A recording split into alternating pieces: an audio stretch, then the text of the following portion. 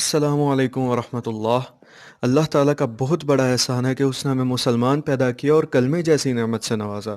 وہ کلمہ کیا ہے؟ لا الہ الا اللہ محمد الرسول اللہ۔ یہ کلمہ پڑھ کر ہم نے اقرار کیا کہ یا اللہ تیری ہی مان کر چلیں گے۔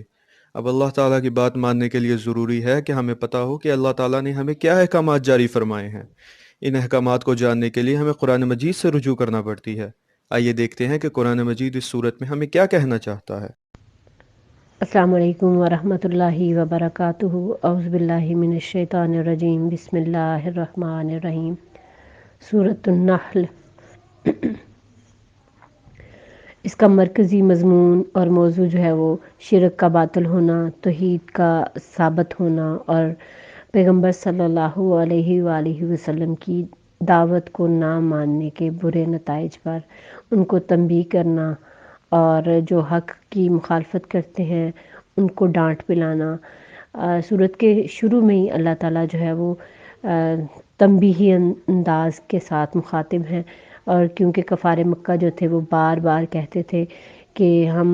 تو آپ صلی اللہ علیہ وسلم کو بہت زیادہ کھلم کھلا جھٹلا چکے ہیں، آپ کی مخالفت کر رہے ہیں، تو آخر وہ عذاب آ کیوں نہیں جاتا جس کی آپ ہمیں دھمکیاں دیتے ہیں۔ اس بات کو وہ بالکل اس طرح بار بار دہراتے تھے گویا کہ یہ ان کا تکیہ کلام بن گیا تھا کہ تم اس عذاب کو لے آؤ جس کا تم ہمیں وعدہ دیتے ہو۔ اور ان کے نزدیک یہ نبی کریم صلی اللہ علیہ وسلم کے پیغمبر نہ ہونے کا سب سے زیادہ کھلا ثبوت تھا کہ ان کے کہنے کے باوجود یا ان کی نافرمانیوں کے باوجود ان کے اوپر عذاب جو ہے وہ نہیں آ رہا تھا، لیکن وہ یہ سمجھنے کے لیے تیار نہ تھے کہ جو اللہ نے مہلت دی ہوئی ہے وہ اس سے فائدہ اٹھا کر تو اس دین کو سمجھنے کی کوشش کریں۔ اس میں اللہ تعالیٰ نے اپنی وحدانیت کے طرح طرح کے دلائل دیے ہیں، اور کھلی شہادتوں کے ساتھ بتایا ہے کہ شرک جو ہے وہ باطل ہے اور توحید جو ہے وہی حق ہے۔ منکرین جو ہے ان کے اعتراضات کے جواب دیے ہیں، ان کے شک،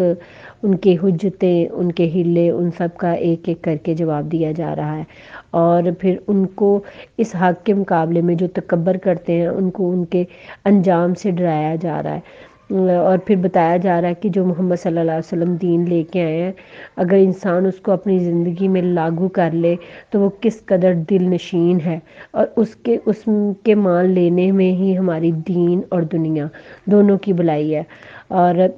ساتھ ہی یہ بتا دیا گیا کہ آپ صلی اللہ علیہ وسلم جو تھے ان کے عقائد، ان کے اخلاق اور ان کی عملی زندگی ہی ہمارے لیے نمونہ ہے، اور ان کو یہ بھی سمجھایا جا رہا ہے نبی کریم صلی اللہ علیہ وسلم کو اور آپ صلی اللہ علیہ وسلم کے ساتھیوں کو بھی کہ وہ کفار کے ان ضد اور ہٹ درمیوں کے باوجود آپ صلی اللہ علیہ وسلم کا اور آپ صلی اللہ علیہ وسلم کے ساتھیوں کا رویہ جو ہے ان کے ساتھ کس طرح کا ہونا چاہیے۔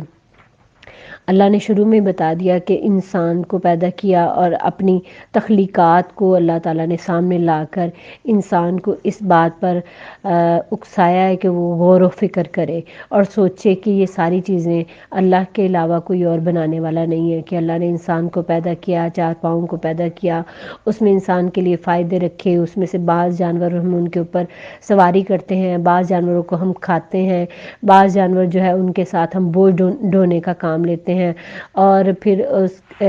اگر میلوں دور تک ہمیں اپنے سامان وغیرہ خود اٹھانے پڑے تو وہ ہمارے لیے کتنی مشکل اور مصیبت کا معاملہ ہوتا۔ پھر اللہ نے بتایا کہ اللہ ایک ہی پانی کے ساتھ تمہارے لیے زمین سے کتنے پھل اگا رہا ہے، کہ کھیتیاں اگا رہا ہے، زیتون، کھجوریں، انگور، انار، ہر قسم کے پھل جو ہیں وہ